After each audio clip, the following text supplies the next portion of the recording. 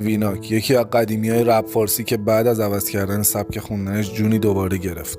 اگه یه روزی اومدی شمرون آمارمو بگی همونا حاجتون قدیمیه تو این بازی تو ببین با کی کورس میندازی. این شروع دوباره ویناک باعث شد ترک بشمار رو منتشر کنه که حسابی مورد توجه قرار گرفت. موزیکا ترکید کارا تکنیکالی فرش بس میخوای پول بزن میدم اطمینانی بهت باستارانو میکنم تو اختیاری چت. بعد از تشکیل لیبل بلاد ترک های خفنی رو با همکاری کاگان ساخت که به نوبه خودش تحول بزرگی برای ویناک بود.